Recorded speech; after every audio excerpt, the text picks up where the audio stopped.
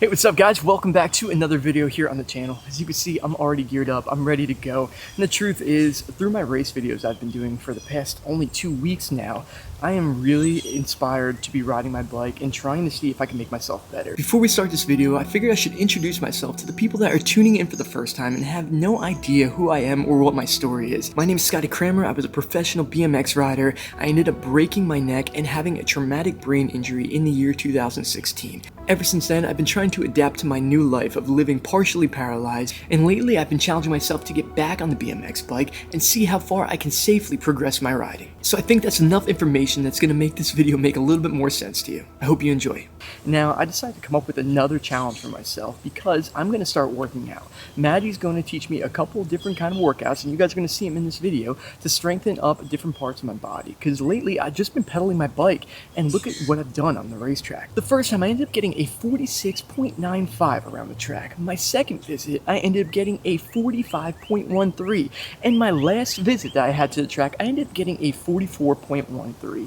Seeing that kind of progress in such a short amount of time inspired the heck out of me. And I'm glad I'm finally at the point where I feel like I trust myself. I trust what I'm capable of right now to be able to challenge myself on the bike again. To be honest with you, it took me a while to get here. Mentally, it was really hard because I needed to realize that I have to set boundaries for myself to remain safe and to be able to enjoy myself on a bike. And I feel like I set the right amount of boundaries and I'm ready for another challenge. What we're going to be doing today is we're going to be trying bunny hops on my bike. So I've done this before in the channel where I've done some bunny hops, but I've never done a thing where I was checking in week to week.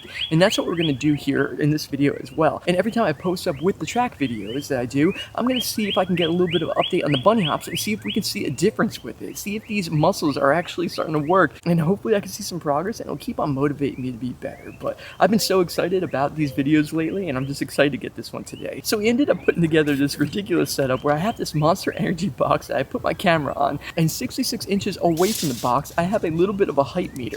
But I also have my bike where it's marked out at 44 inches. And we're going to see if we can get myself doing a bunny hop through there. If we can get a nice angle of it, and we're going to keep on checking in week to week and see what the difference is. So it's time to get straight into it. Let's do some bunny hops.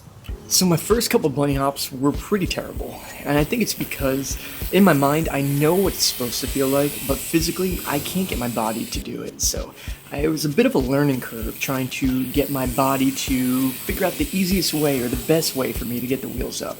But you can see I started making progress right here. Both wheels were clearly coming up in the air, and I was picking up with my back end of the bike, using the clipped-in pedals to do that. So as you can see, every one of these hops are generally just going to get a little bit better, and that's because I'm getting more comfortable and I'm gaining more confidence, and I'm starting to kind of turn it up a little bit. And here's more of a side angle to show you just how high I actually got the wheels in the air. I was actually so surprised when I rewatched this footage. I actually got the bike up a pretty solid hop. This is way better than I thought it was, just from the feeling of picking the bike in the air. And I just kept on getting better and better every time I was going. And I think it was just because I was just getting more comfortable.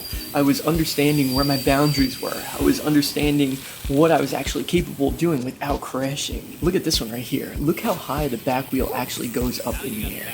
That black line in the back is 7 inches. So I'm 8 inches right there in the air, which is so much higher than I thought it was. I put that 7-inch one on there expecting that I wasn't going to touch that at all.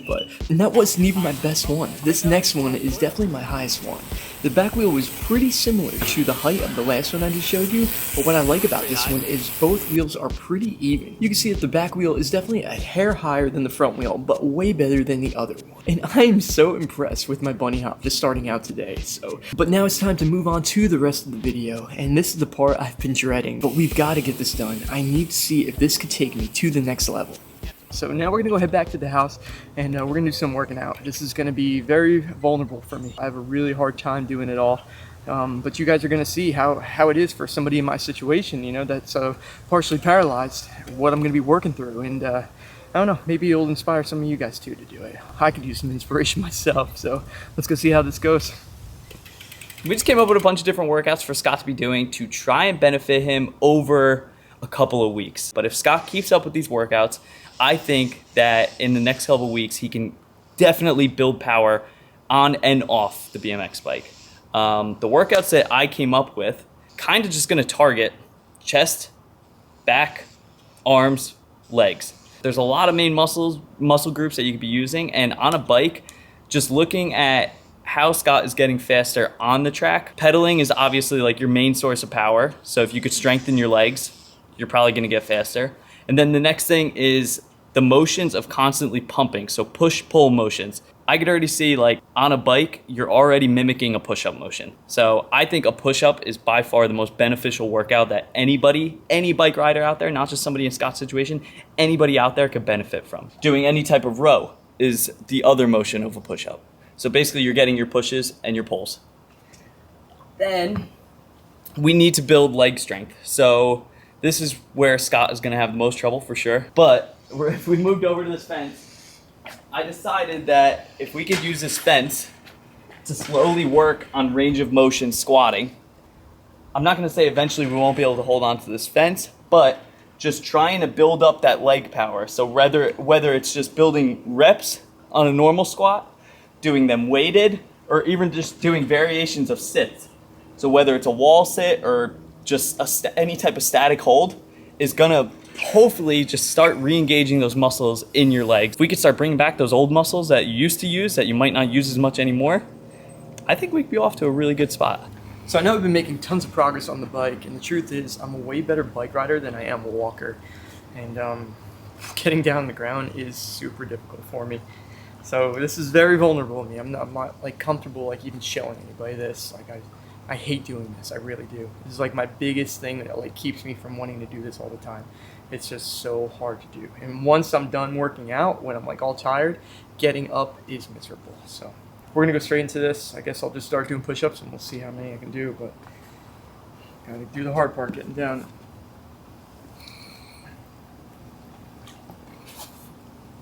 Oh.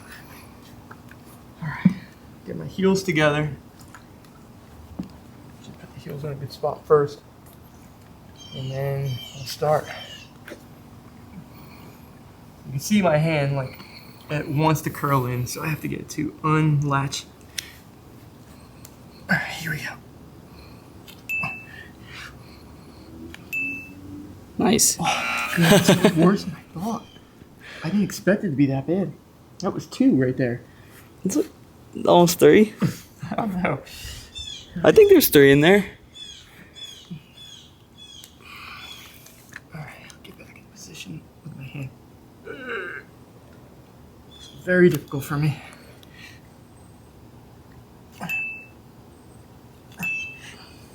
Oh, goodness. Alright, that was it. Looks like I'm at 3 for right now. Okay. Well, we have a baseline. Okay. Knee push-ups are always okay too. Are they? Yes, knee push-ups are 100% okay. Well, let me do a plank real quick. Planks are usually okay for me. I know you're a big plank guy. I know you love the planks. I'm kind of just watching what the weakness is, really. And if you see, it's your foot. Is it my foot? Yeah, your I can't foot feel them. side I don't know edge. what they do. I know, your I have foot. no idea what they're doing back there. I can't feel them at all. That's like the one thing I always notice. 1. Okay. That's pretty good. Very good. Okay. Let me show you my flexibility right here. This as far as I can go down from my butt to my ankle. Isn't that crazy? It feels like it's just locked. It doesn't want to go It any is further something than we that. gotta work on though. 100%. That's it. That's all I Just got. the more you do it though, it will move. I promise you. It just hurts so bad. Mm-hmm. My toes It's terrible. right now are- Time to get up. Take my right, swing it forward. Push.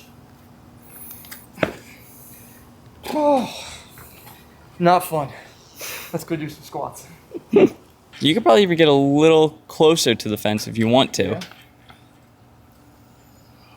Like, what should I be focusing on while I do this? Really, you want to try and contract all this back here. That's your goal. You want to try and feel that tense up. That is your main game plan. And then the next thing I would say is trying to keep your feet as stable as possible. What does that mean, stable as possible? Like, don't try and roll onto your toes so much, even though, because you could use the fence, so try and feel that feeling of going back a little bit more. Yeah, that's more it right there. And then static hold.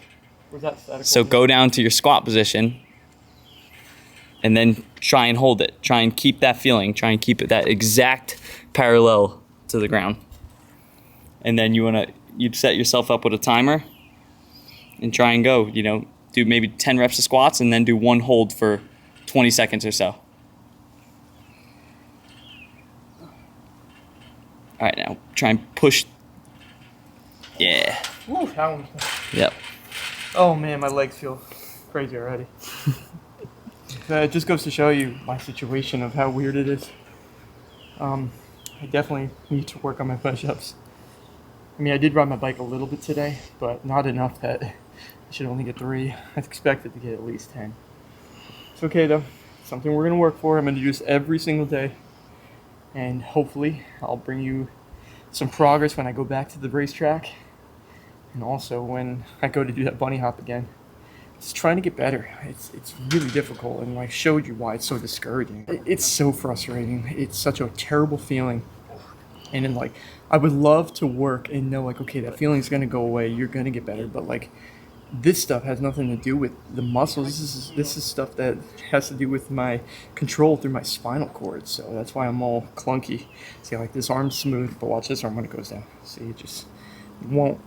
This is so much harder to use than my left side. So, but I'm feeling motivated after what happened at the track. All that progress from week to week. That's what's getting me all amped up for this. That's why I want to put the effort in right now, and I'm going to go for it.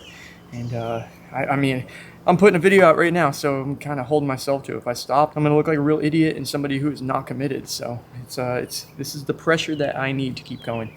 So off camera right now, I'm gonna keep working out, and yeah, wish me luck, guys. We'll see what happens. And I just want to say thank you to everybody who has supported me over the years, all the fans of the YouTube channel, all my sponsors, fans, Monster Energy. I just really appreciate it, and I'm very, very proud to still be a part of it, and I'm gonna try to make you all proud at the same time. We'll see you in the next video. Peace.